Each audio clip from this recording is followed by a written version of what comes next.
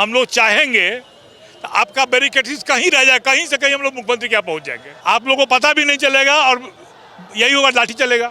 क्योंकि तो किसान तो आया ही है पिटाने के लिए।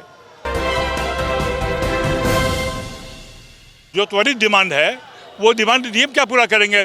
मामला औरंगाबाद का है, मामला यहाँ का है, कैमूर का है, बक्सर का है, तो पटना का डीएम क्या करेंगे इसमें।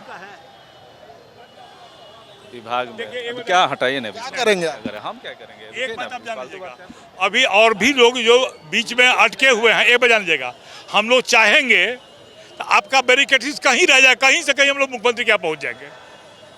एक बात आप जान लीजिएगा, हम लोग के साथ हम पत्रकारिता से रहे हैं। हम लोग जब कभी भी मुख्यमंत्री के यहाँ गए हैं प्रदर्शन लेकर के, रोक पाया है कोई हम लोग को। आप लोगों को पता भी नहीं चलेगा और यही होगा, लाठी चलेगा। क्योंकि तो किसान तो आया ही है पिटाने के लिए। आप हमारी बात तो सुनना पड़ेगा ना। जो हाँ रिप्रेजेंटेटिव हैं तो उनको वहीं पे हम लोग देते हैं। नहीं जिला के हैं भाई, उसके तो उन्हीं के थ्रू है। नहीं तो ज्ञापन उन्हीं के थ्रू दिया जाता है। ज्ञापन दिया जाएगा। बात करने के लिए मुख्यमंत्री आएंगे कि नहीं आएंगे, मुख्यमंत्री बात करेंगे कि नहीं करेंगे, हैं? आपकी बात को वहाँ पहुँचा दी जाएगी। मेरी बात पहुँचना नहीं है, हमको तो कार्रवाई चाहिए। हाँ तो आप एक बार जान लीजिएगा, तो मैं आपको वो रिसीविंग भी दिया जाएगा और वो पहुँच जब जाएगी मुख्यमंत्री सचिवालय बात कर रहे हैं। जो मेमोरेंडम हमारा है हो जाएगा बिल्कुल। आश्चर्य होगा कि हम जानते हैं कि नीतीश कुमार फैसला नहीं लेते हैं। उनका जो दिमागी हालत है, उनके यहाँ 5 गो मंत्री है और 4 गो अफसर है, उसका एक गैंग चलता है नीतीश कुमार के यहाँ। मुख्यमंत्री जब बात सुनने की स्थिति में नहीं है, इसीलिए 20 तारीख को ही हम लोग मेमोरेंडम एडवांस भेज दिए हैं कि यही मेमोरेंडम लेके हम लोग आएंगे। मेमोरेंडम जब हम लेके आए हैं तो डीएम के यहाँ खबर होगा ना भाई कि इन मांगों पर क्या हुआ।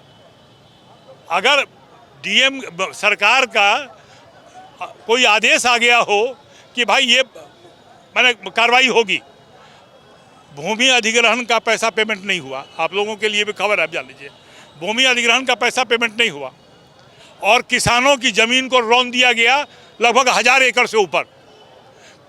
सड़क बनना है जहां, अब आप बता दीजिए कि बरसात में सड़क बनता है क्या? केवल किसानों की खेती को, और जो सड़क जहां बन रहा है वहां ट्रैक्टर ले जाने के लिए उससे दुगना ज़मीन को अगल बगल में रोक दिया गया है। उसका कौन देगा मुआवजा? ज़मीन का जब भूमि अधिग्रहण की प्रक्रिया पूरी नहीं हुई है, किसानों को मुआवजा नहीं मिला है, तो आप उस पर ट्रैक्टर चला के रोक कैसे दीजिएगा? ये गुंडागर्दी है प्रशासन का। और सबसे दुर्भाग्य क्या है कि अब जो डीएम आ रहा है, बक्सर का या कैमूर का डीएम, औरंगाबाद का डीएम आईएएस है क्या?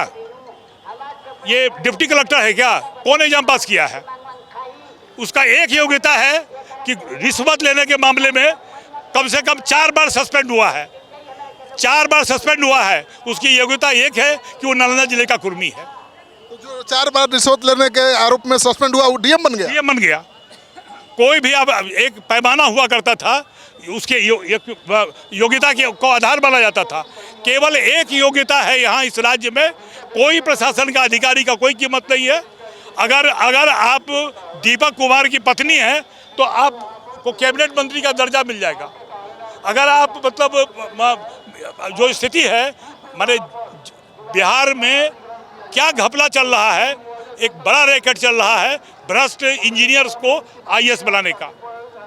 और वो इंजीनियर जो है वो बिना अधिग्रहण किए हुए आप किसी ज़मीन पर ट्रैक्टर कैसे रोक दीजिएगा और किसान चुप रह जाएगा? आप हमारे ज़मीन को देखिए, किसान का जो ज़मीन होता है ना, उसके बेटी के समान होता है। आप उसके ज़मीन को रौंद दिएगा तो वो आपको रौंद के चला जाएगा। आप लड़ पाइएगा? आर पार के मूड में है एकदम लड़ाई। आप देखते जाइए ना क्या क्या होता है। हाँ जी, तो किसान आर पार के मूड में हैं। और आपने देख लिया कि जो किसान संघ है उसके जो संयोजक हैं, उन्होंने किस तरह से गंभीर आरोप लगाए हैं सरकार पर। और उन्होंने कहा कि वो जब चाहेंगे बैरिकेडिंग तोड़ेंगे और सीधे सीएम तक पहुंच जाएंगे।